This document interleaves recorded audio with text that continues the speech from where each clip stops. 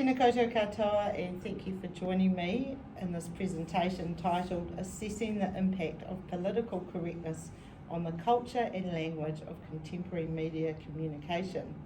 In this presentation, we'll look at the different theories around language and representation, how words have changed over time, and how media uses language to get a reaction from its audience. Warning, there will be some politically incorrect images and language used in this presentation. So what is it to be politically correct?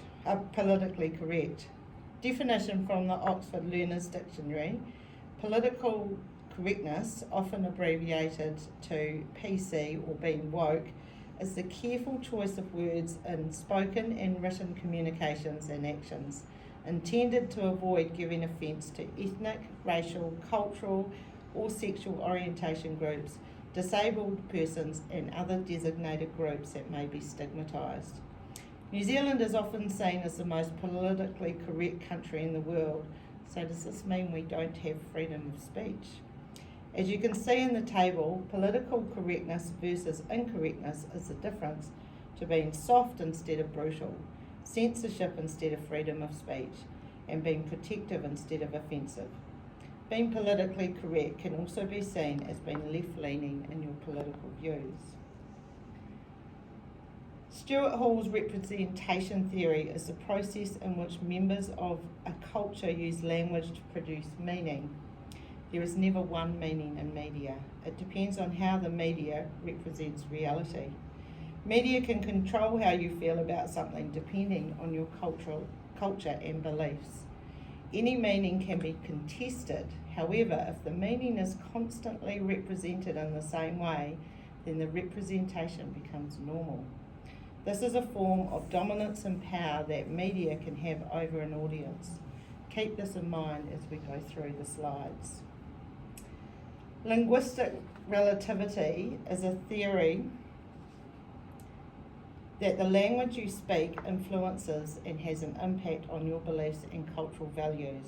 So the language that you grow up speaking will affect your thought processes. The Sappho-Wolf hypothesis describes the impact language has on human thought and interaction, and linguistic determinism is the stronger form of this theory. An example of this is how the Inuit people describe snow, by using different words depending on the type of snow. So there's fresh snow, fine snow, snow falling, snow on the ground. In the following case studies, you will see how the language and images shown in these communications are the views or linguistic relativity of the communicator, and can often project a stereotypical version of a situation. The euphemism treadmill.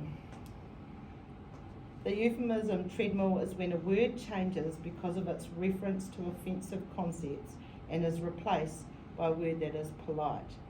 Examples are the N-word, which originated from negra, which is Latin for black, changed to negro, the Spanish word for black, and now the English word black is considered acceptable. The word latrine was replaced by water closet, then toilet, bathroom, and now the word restroom is used. If you look at the word cloud on the right, you will see words like addict, elderly, non-white, and homeless. All these words are now considered insensitive according to the Writers' Room article entitled 10 Insensitive Words You Need to Stop Using Now. While this may be one person's opinion, some groups have created guidelines with a list of acceptable words. For example, the Ministry of Social Development has guidelines for words used to describe those with a disability, and the Public Service Commission has a Rainbow Inclusive Language Guide. To describe someone as a person of colour or a person with a disability is more acceptable as the person is recognised first. But unless the underlying problem is addressed and new words are not needed, the treadmill will just keep on going. This cartoon, and another similar from Al Nesbitt, was published in May 2013 in both the Marlborough Express and the Press newspapers in reaction to the $9.5 million Kickstart School Breakfast program. The school lunches cartoon was labelled racist and poor bashing. cartoons are meant to be opinion pieces used to create discussion around a sometimes controversial subject. The languages and images are a representation of the cartoonist's views and are interpreted by the audience depending on their cultural beliefs. The Human Rights Commission said this cartoon was insensitive, but it did not reach the threshold of being racist. Do you consider this culturally insensitive or racist? In May of this year, David Seymour and the ACT Party announced that there will be a change to the school lunches program in New Zealand. While the main message was that there would be a cost saving with the program, the media reaction was based on David Seymour talking about the program serving food that was not woke. The media reported on which foods were woke instead of how the school lunches would help children concentrate and learn more with a full stomach. Being PC or woke is a label given to many left-wing political parties, with the ACT Party being the most right-wing party in New Zealand. It is common for them to use language that is politically incorrect, therefore provoking a reaction from those who are left-wing. In response, a guest writer for the spin-off released a list of woke and non-woke food with a simple formula. Food from a non-English speaking non-white culture was woke, food from a non-English speaking white culture was suspicious, and food from an English speaking white culture was not woke. We'll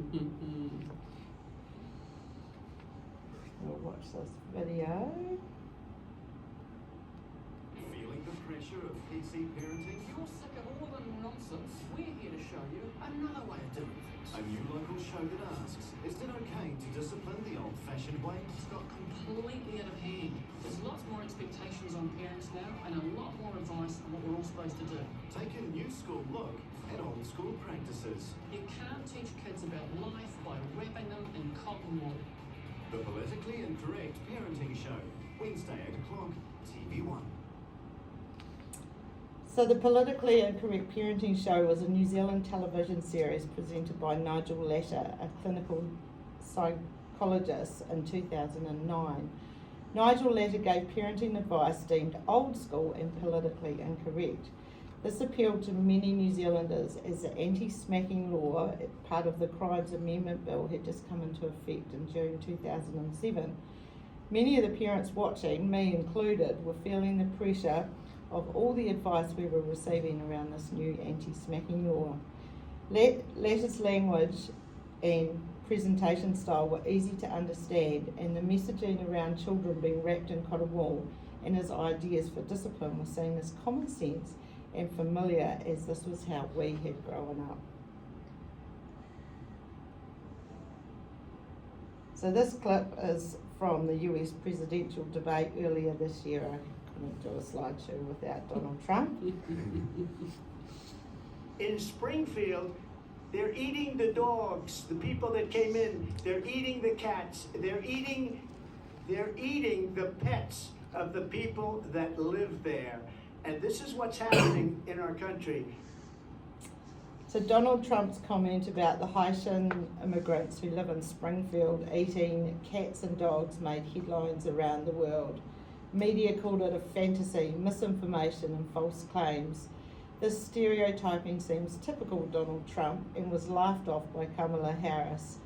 Having freedom of speech as opposed to being censored is important. However, misinformation can spread rapidly and can cause harm.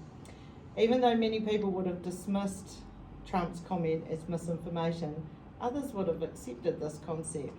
And we now know that comments like this did not deter the voters. So in closing, the media have the power to influence language and the way we see the world through their words and images. It will depend on the audience as to the language or images they use and how the meaning is interpreted, and they may not get it right. In this day and age, it is not hard to offend someone. With media so accessible, anything can be shared to reach a mass audience, and anyone can comment with their opinion, politically correct or not. Thank you.